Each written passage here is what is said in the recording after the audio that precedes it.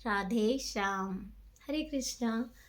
तो मार्गशीर्ष महीने में कैसे पूजा करनी है, भगवान श्री हरि विष्णु ने ब्रह्मा जी को कहा है स्कंद पुराण में। तो हमें सेम वैसे ही पूजा करनी है। पूरा विधि विधान से इतना ज़्यादा तो नहीं कर पाएंगे, जैसे हम घर में सिंपल तरीके से करते हैं ऐसा आपको बताती हूँ। तो पहले तो भगवान विष्णु ने कहा है कि मार्गशीर्ष में मैं मासों में मुझे मार्गशीर्ष सबसे प्रिय है, मैं मार्गशीर्ष महीना हूँ। अब स्कंद पुराण में भगवान ने कहा है, श्री हरि विष्णु ने ब्रह्मा जी से कहा है कि कौन से रूप की, कौन से फोटो की, मतलब कौन फोटो तो नहीं बोलेंगे भगवान, चित्र बोला होगा, चित्र की, पटल की, जो भी बोलते हैं, उस चित्र, उस रूप की पूजा करनी है। तो कौन सा, गरुड़ जी पर बैठे हुए विष्णु जी और लक्ष्मी जी, वो चित्र, वो फोटो आप रख लें। नहीं हो तो आप गूगल से या ऐसे निकाल सकते हैं, बनवा सकते हैं, छोटी सी फ़ोटो रख लें। और उसके बाद फिर एक लड्डू गोपाल की मूर्ति, आपके घर में लड्डू गोपाल होंगे, चाहे विष्णु जी की मूर्ति होगी या कृष्ण भगवान की होगी, राधा कृष्ण की होगी, वो ले लें। थोड़े से चावल में उनको बिठाएं, आसन दें। उसके बाद पीतल की या कांसे की प्लेट ले लें, थाली, ऐसी छोटी गोल प्लेट आती है जो तरवाना जैसे बोलते हैं, और जगह क्या बोलते हैं मुझे नहीं पता। तो क्योंकि अगर तांबे की लेंगे तो तांबे में कच्चा दूध डालने से जहर हो जाता है, ना तो तांबे से चढ़ाते हैं, ना तांबे की इसमें नहलाते हैं। तो ये आपको तांबे की प्लेट लेनी है। एक फ़ोटो रख ली भगवान श्री विष्णु लक्ष्मी की। उसके बाद लड्डू गोपाल लिए। और पूजा की सामग्री क्या क्या लेना है, मधु मतलब शहद, इत्र, शंख, गंगा जल, सादा जल, अक्षत, अक्खे वाले चावल, फूल, तुलसी, मंजरी सहित तुलसी लेनी है, और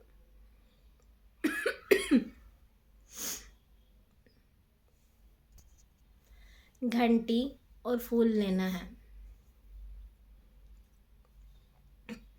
मुझे खांसी बहुत ज़्यादा हो रही, तो ये सब चीज़ें आपको लेनी है। उसके बाद क्या करना है, आपको ये सब रोज़ सुबह करना है, ठीक है। मात्र 5 मिनट की पूजा है, ज़्यादा देर की नहीं है। तो अब आपने लड्डू गोपाल ले लिए, बताने में थोड़ा टाइम लगता है, बाकी करने में आपको टाइम नहीं लगेगा। तो पहले आपने भगवान की फ़ोटो रख ली, लक्ष्मी विष्णु जी की। उसके बाद लड्डू गोपाल रखे। फिर एक प्लेट ली, प्लेट के अंदर स्वास्तिक बनाना है। सूखी तुलसी की लकड़ी भी लेना है आपको पूजा में, ठीक है। तो एक प्लेट में आपने जो पीतल की या कांसे की प्लेट ली है, उसमें लड्डू गोपाल को बिठाएं, सातिया बनाकर। फिर उसके बाद भगवान को पहले इत्र लें, इत्र से अच्छे से मालिश करें, उनके पैरों में, ऊपर, सिर पर, सब इत्र लगाएं। इत्र लगाने के बाद भगवान को शुद्ध जल से पहले स्नान कराएं। शंख लें, शंख के अंदर जल भरें, थोड़े से अक्षत डालें, फूल डालें, और फिर भगवान को नमो नारायण, ओम नमो नारायण, नमो नारायण बोलते हुए जल चढ़ाएं। उसके बाद शहद से स्नान कराएं। तो पहले जल हमें कैसे चढ़ाना है, पहले चरणों में चढ़ाना है, उसके बाद उनके कंधों पे चढ़ाना है, फिर सिर पे चढ़ाना है। डायरेक्ट सिर पे नहीं डालना चाहिए भगवान के। इस तरह से जल से स्नान कराएं। फिर मधु को उसमें डालें, शंख में, अगर शंख में डाल के कर सकते हैं तो ठीक है, नहीं तो ऐसे भी चम्मच से आप चढ़ा सकते हैं। मधु से स्नान कराने का क्या फल प्राप्त होता है, जो शहद से, मधु से स्नान कराता है भगवान को, वो जो मरने के बाद है उसे स्वर्ग प्राप्त होता है। और फिर जब फिर से उसका जन्म होता है तो वो राजा के, इस पृथ्वी में राजा के रूप में धन संपत्ति वैभव से संपन्न हो जाता है। इस तरह से उसका मधु से स्नान कराने से उसको ऐसा जन्म मिलता है। और इस जन्म में भी मधु से स्नान कराने से, मतलब शहद से स्नान कराने से धन संपत्ति वैभव उसका बढ़ता है। तो मधु से स्नान कराने के बाद फिर शुद्ध जल से स्नान कराना है, शंख से। उसके बाद उसके बाद दूध लेना है। गाय का दूध लें तो बहुत अच्छा है, नहीं तो फिर जैसे कच्चा दूध लेकर, वो भी शंख से ही चढ़ाना है, पहले चरणों में, फिर कंधों पे, फिर सिर पर, ऐसे चढ़ाते हुए फिर शुद्ध जल चढ़ाना है। और फिर इत्र, इत्र तो आप चढ़ा चुके हैं। दूध चढ़ाना है, फिर सादा जल चढ़ाना है, फिर थोड़ा सा दही लेके दही चढ़ाना है। दही चढ़ाने के बाद फिर शुद्ध जल चढ़ाना है।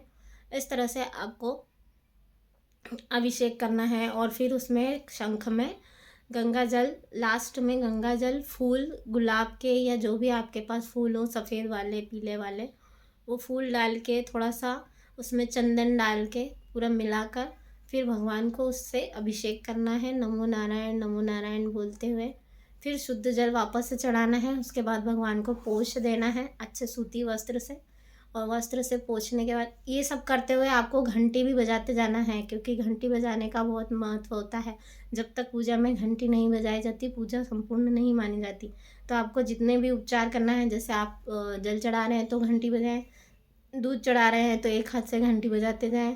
फिर ये सब चढ़ाते हुए आपको शंख से स्नान करा दिया, सूती कपड़े से पोंछ दिया। उसके बाद भगवान को बिठाया वापस से वही चावल वाली कटोरी में, प्लेट में। फिर भगवान को चंदन लगाना है। तो कौन सा चंदन लगाना है? सूखी हुई तुलसी की लकड़ी लेनी है, उसको घिस के गंगा जल से या सादा जल से घिसना है, उसका चंदन लगाना है, अक्षत लगाना है, और तुलसी जो मंजरी सहित तोड़ी है वो तुलसी चढ़ाना है। मंजरी जो है अपने साइड होना चाहिए, और इस तरह से आपको चढ़ाना है कि मंजरी हमारे साइड है और तुलसी पत्र भगवान की साइड है। इस तरह से भगवान को आपको तुलसी मंजरी चढ़ाना है। और भोग क्या लगाना है? भोग में आपको मालपुआ या खीर, अगर रोज़ ये नहीं लगा सकते तो दूध में मिश्री लगाकर आपको भोग लगाना है, और किसी दिन आप खीर मालपुआ बना के भोग लगा सकते हैं। और फिर लास्ट में आपको आरती कैसे करनी है? आरती आपको कपूर से करनी है। कपूर लेके कपूर गौरम कर्णावतारम, या पूरी आरती जो आप करते हैं भगवान श्री कृष्ण की, वो आरती करके और फिर कपूर से आरती करना है, कपूर गौरम वाला बोलते हुए।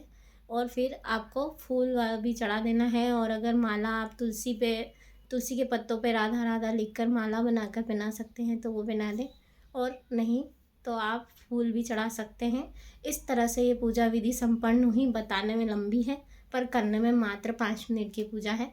तो आपको ये पूरे मार्गशीर्ष के महीने में आपको इस तरह से पूजा करनी है, और रोज़ विष्णु सहस्त्र नाम पढ़ना है। राधे श्याम, हरे कृष्णा।